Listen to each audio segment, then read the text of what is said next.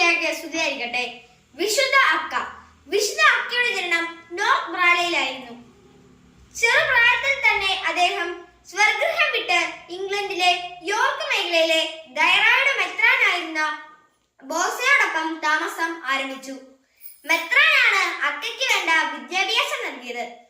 ബോസയുടെ ശിക്ഷണവും പ്രവർത്തന ശൈലിയും അക്കയുടെ ജീവിതത്തിൽ ഗണ്യമായ സ്വാധീനം ചെലുത്തി. സന്യാസ ജീവിതം തിരഞ്ഞെടുത്ത അക്ക ഭക്തിയും വിശുദ്ധിയും കൊണ്ട് സകലരുടെയും സ്നേഹബഹുമാനങ്ങൾക്ക് പാത്രമായി.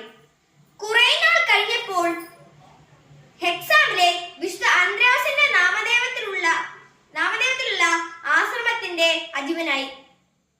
പിന്നീട് ഹെക്സാമിലെ മെത്രാനായി തിരഞ്ഞെടുക്കപ്പെട്ടു. ഒരു അജപാലകൻ എന്ന നിലയിൽ അക്ക തുടർന്നു പോകുന്ന നയം അനുകരണീയമായിരുന്നു. സഭാ നിയമങ്ങൾ അനുഷ്ഠിക്കുന്നതിൽ തന്നോട് തന്നെയും മറ്റുള്ളവരോടും കർക്കശ്യം പുലർത്തിയിരുന്നു. രക്തസാക്ഷികളുടെ ഭൗതിക അവശിഷ്ടങ്ങളും സ്മാരകങ്ങളും ഭക്തിപൂർവം സൂക്ഷിക്കുവാൻ ജാഗ്രത പുലർത്തിയിരുന്നു. റോമൻ സമ്പ്രദായങ്ങൾ അനുസരിച്ച് സ്തോത്ര ഗീതങ്ങൾ ഉൾപ്പെടുത്തിക്കൊണ്ട് ഇംഗ്ലണ്ടിലെ സഭയുടെ ഔദ്യോഗിക ആരാധനാക്രമം നവീകരിച്ചു.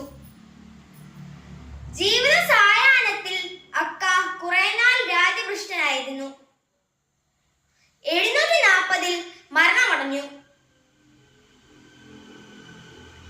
ലോകത്തിൽ കേശിതനാകുക എന്ന് വെച്ചാൽ ദൈവവും സ്വന്തം കർത്തവ്യവും രക്ഷയും ഒഴികെ സകലത്തിൽ നിന്നും അകന്നിരിക്കുക എന്നാണ് വിശുദ്ധന്റെ ജീവിതം നമ്മെ പഠിപ്പിക്കുന്നത്.